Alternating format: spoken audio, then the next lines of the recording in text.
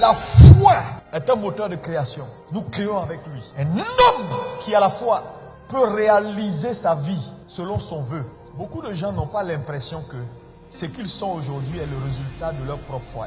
Ils ne veulent même pas accepter ça. Non, non, non, non. Tu ne sais pas de quelle famille je viens. On s'en fout de ta famille. Tu ne sais pas les gens qui m'empêchent de travailler. On s'en fout de ça. Tu n'es pas le seul. David, on l'a empêché de travailler. On l'a empêché même d'arriver. Mais la Bible dit David a trouvé le chemin pour arriver. Tu ne peux pas, il n'y a pas de justification. Tu n'aimes pas ta vie, change ta foi. La foi donc devient l'enjeu majeur. Ça veut dire quoi? Tout ce qui te manque, tout ce que tu désires dans ta vie n'est pas le problème. Tu n'as pas la foi qu'il faut pour avoir ça. Quand tu as ce qu'il te faut, la chose n'est plus un problème. Parce qu'on appelle problème là où on ne peut pas avoir de solution. Mais quand tu as la solution, le problème n'est plus un problème. Quand la foi est déployée, elle t'apporte ce que tu désires et elle sort de ta vie ce que tu ne désires pas. Pour avoir percé, il va te falloir exercer la foi jusqu'à un certain niveau. Quand Dieu inclut dans l'homme, fait à son image, ce moteur qu'on appelle le moteur créateur qui est la foi, il n'a pas tenu compte de Satan.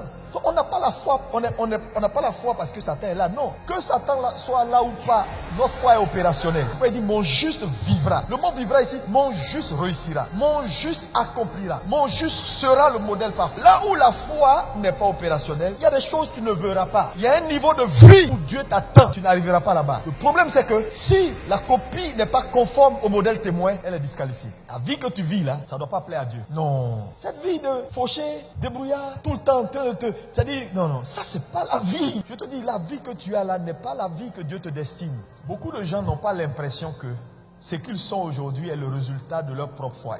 Ils ne veulent même pas accepter ça. Non, non, non, non. Tu ne sais pas de quelle famille je viens. On s'en fout de ta famille. Tu ne sais pas les gens qui m'empêchent de travailler. On s'en fout de ça. Tu n'es pas le seul. David, on l'a empêché de travailler. On l'a empêché même d'arriver. Mais la Bible dit David a trouvé le chemin pour arriver. Tu ne peux pas, il n'y a pas de justification. Tu n'aimes pas ta vie, change ta foi. La foi donc devient l'enjeu majeur. Ça veut dire quoi? Tout ce qui te manque, tout ce que tu désires dans ta vie n'est pas le problème. Tu n'as pas la foi qu'il faut pour avoir ça. Quand tu as ce qu'il te faut, la chose n'est plus un problème. Parce qu'on appelle problème là où on ne peut pas avoir de solution. Mais quand tu as la solution, le problème n'est plus un problème. Donc ce que tu appelles mon problème, depuis que je prie, Marie vient pas. Non, non, non, non, non, non. Tu n'as pas code, le mot de passe qu'il faut pour déclencher l'homme là et il va venir avec les yeux et tout dit.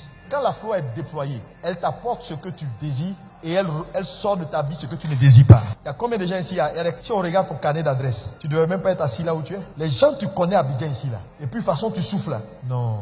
Ça veut dire le salut ne vient pas du nord, du sud, de l'est, de l'ouest, mais vient de l'Éternel des armées. Aucun démon n'a le pouvoir d'arrêter ce que ta foi déploie, si ce n'est avec ta complicité. Quand la foi est déployée, il n'y a pas un démon qui peut arrêter ça, à moins que tu coopères. Si quelque chose que Dieu a déployé dans ta vie a été arrêté, tu as coopéré. À 100% tu as coopéré. Sinon, il n'y a pas moyen qu'un démon, il n'y a pas de démon qui peut arrêter. La foi est un mécanisme. Et tout ce qui est principe, on ne peut pas arrêter. Pour arrêter un principe, il faut établir un autre principe. Donc quand tu coopères et que tu commets des gaffes, Satan utilise, il met en place un autre principe légal pour annuler le principe qu'on ne peut pas arrêter en temps normal. Si tu comprends ce que je te dis ce matin, tu vas vivre au-delà.